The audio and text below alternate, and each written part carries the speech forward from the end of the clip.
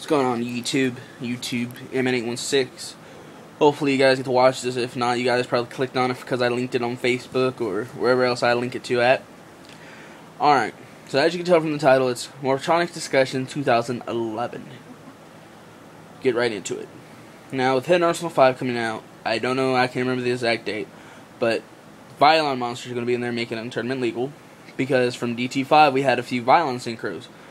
Two come to mind, or I think the only two are Violent Enigma and Violent Ebion. I know I messed that up, but anyway, one's a 7-star and the other one's an 8-star. These cards evolve around equip spells. Well, I get to thinking, you know, it's good in Morphtronics. It's really good, because Morphtronics depends on equip spells. And then I also got to thinking, because of the exceeds and everything else, like, this deck is very versatile. Because you got Morphtronic Remoten. It's machine dupable. So is Boardon and I want to say Scopin. Because at least with Boardon, you can get out at least one other Boardon from your deck, and you can exceed into a Genosaurus, Leviair, Leviathan, Dragon. With Machine Dupe and Remoten, you can go into an XX Saber Gothams. You got Scopin, which if Scopin is machine dupable, I just can't remember off the top of my head. I was just barely looking at the cards, and I kind of got interested in making the deck, so this brought forth the discussion. If it is machine dupable, I believe it has 400 attack, 1100 defense. Each one has an effect to where you can special summon a level 4 Morphtronic monster from your hand. And the deck can run a few good level 4s. You got, you know, Boomboxin, Radion, Videon, just to name a few, Slingin. You can use these to start creating level 7 synchros. The best level 7 synchros out there would be Violon Enigma, Power Tool Dragon, and Ancient Fairy Dragon. Because you can run a build to where, that I used to run, with Ancient Fairy Dragon, destroying the field spell Morphtronic map. Because its secondary effect, when it's destroyed, you get to special summon a Morphtronic from your graveyard back to the field. So you destroy one, search out another one, gain 1,000 life points, and get a new monster on the field. Well, the other good thing about Violent Enigma is when it attacks, if it's by itself on the field, you can search out an equip spell and equip it to it.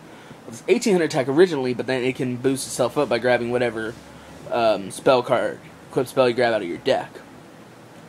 Another thing I was thinking of is, say you go,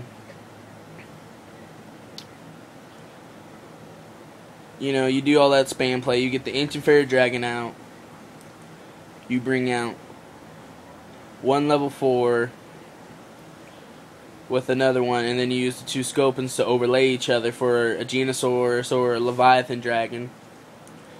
What you can do is, if you get Leviathan Dragon, you can detach one of the Scopins to the graveyard to boost up 2500 attack, activate the Ancient Fairy to nuke the Morphtronic map.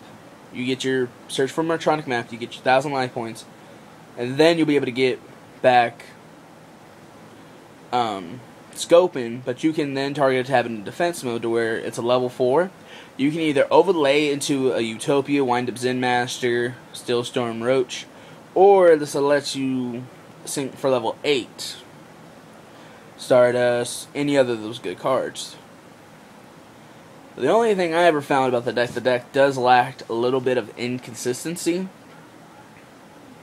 And I was just wondering if anyone thinks this deck could be made.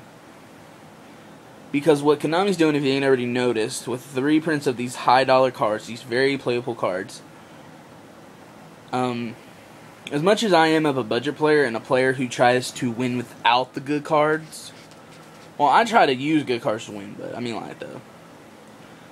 pod duality, saw in the warnings, how their value's so high, I wasn't going to try to even trade or spend money for something worth that much. But now with pod duality being anywhere from $10 to $15, and I saw in an Amoeba burn deck, it beat me. It played well only because of pod duality, so kind of makes me wonder, could pod duality help make that deck quicker? I'm not for sure. I might try to build it with 3 upstart goblins. I just want to know what people think. Comment down below. Do you think the plays are worth it? Do you think the deck could actually win? Does anyone think of a build maybe I could try to use? Just let me know what you guys think. I have all the Morphtronic cards. I can get the pod dualities. I just gotta get a job. That's pretty much how that goes. And everything else. So yeah, YouTube. This is Ant-Man 816 signing off here. Later.